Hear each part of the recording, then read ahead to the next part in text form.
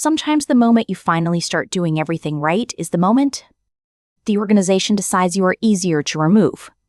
Not because you failed, but because you became useful, expensive, visible enough to threaten someone, and disciplined to survive pressure. That is why the ending often feels confusing. Your numbers look fine, your effort is real, and something still turns. A manager gets warmer in private, colder in meetings, and suddenly every conversation sounds supportive while quietly preparing your replacement. Here's what actually happens. They stop managing your growth and start managing the story they will later tell about. And women miss this stage because conditioning teaches you to fix problems, not study who benefits from calling you one. The first clue is strange praise. You are dependable, trusted, appreciated, and somehow never discussed when future leadership decisions appear. You become the woman everyone relies on during deadlines, client chaos, and reorg confusion, but never the woman they elevate. That pattern matters because organizations reward visibility when they intend to invest and reward reliability when they intend to extract. If your competence keeps increasing your workload without increasing your authority, they may already be converting your value into convenience. You will hear phrases like essential, steady, mature, such a partner. Notice how none of those words promise movement forward. This is the part nobody warns you about. Praise can be a sedative when leadership needs your labor, not advancement. Especially for women, being known as low drama and always helpful can become the perfect justification for keeping you contained. The next clue arrives through paperwork. Conversations that used to sound casual suddenly become summarized, recapped, dated, and quietly archived. A manager who once gave verbal feedback now follows up by email, copying HR only when the subject touches performance. That shift is rarely administrative. It means they are building memory outside your body, outside your interpretation in the room. Once documentation starts, intent changes. The organization is no longer asking what happened, it is preparing evidence for a version. And that version usually sounds clean, reasonable, and incomplete. That is why women leave meetings feeling shaky without knowing why. Nothing explosive was said, but context was removed, your constraints disappeared, and your judgment was reframed as inconsistency or resistance. Here is the quiet part. Documentation is not just about facts, it is about which facts become institutionally legible later. The third clue is reduced access. You are still employed, busy, yet somehow less informed than newer people around you. You learn decisions after they are made. Calendar invites disappear, pre-meeting chats happen elsewhere, and Slack threads go strangely quiet. People call it miscommunication, but patterns matter. When exclusion repeats around visibility, planning, and influence, it is usually by design.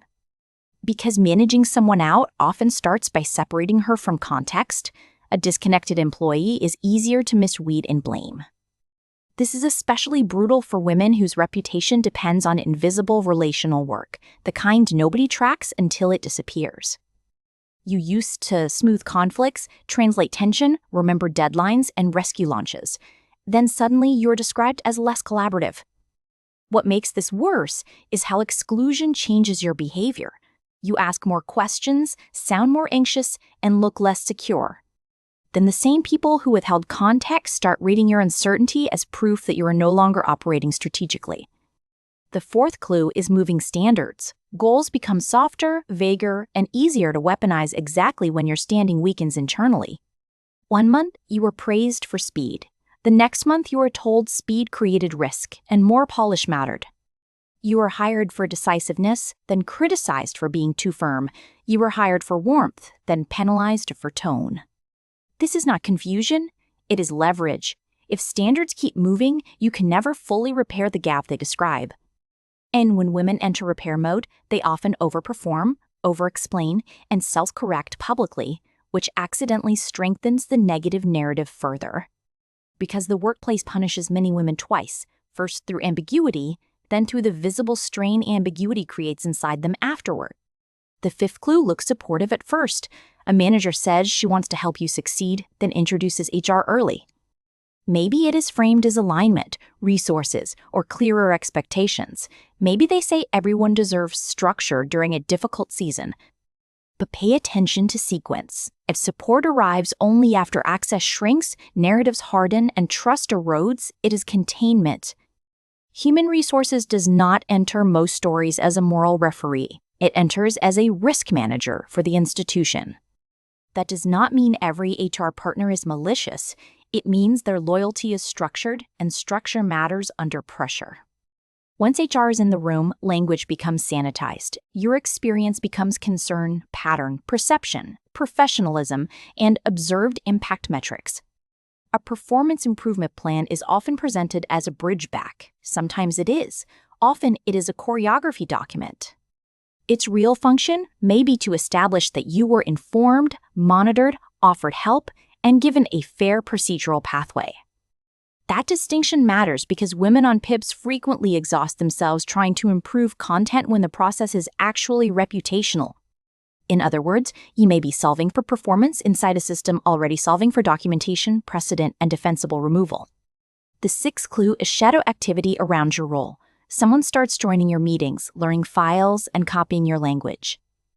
Leadership says it is cross-training, business continuity, or exposure for a high-potential employee. Maybe it is succession planning. Watch whether responsibilities transfer before your title changes. In healthy environments, growth is named. In unhealthy ones, it is absorbed. This can look unbelievably ordinary. A colleague is invited to observe, then present, then own, while you keep doing cleanup. And because women are socialized to be generous, many participate in their own displacement while trying to seem collaborative still. The seventh clue is emotional calibration. Suddenly, your tone matters more than your analysis, and your impact matters less anyway. A man can question direction and sound strategic. You questioned direction once, and now you need to work on delivery. Your frustration gets interpreted before your facts do. That is how power protects itself when it cannot easily dispute content. This is devastating for women who already carry the team emotionally. You absorb tension, then get blamed for expressing any. Soft retaliation often follows boundary setting. You stop covering for chaos, and suddenly people describe you as difficult and uncooperative. Here's the mechanism underneath. When they cannot control your output, they start controlling how your presence is interpreted socially. The eighth clue is timing. Pressure intensifies in your bonus cycles, promotion reviews, layoffs, maternity leaves, or leadership reshuffles behind scenes. That is when institutions rewrite priorities fastest. Business needs change, scope changes, expectations change, and your prior wins lose protection.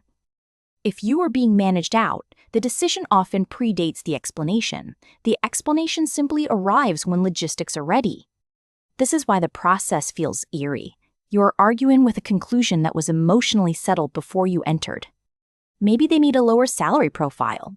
Maybe your boss wants loyalty over competence. Maybe a favorite needs your seat. Maybe you survived a reorg but no longer fit the image. Maybe you know too much or ask precise questions. Reason can vary. The pattern rarely does. That is why your body notices the shift before your mind accepts.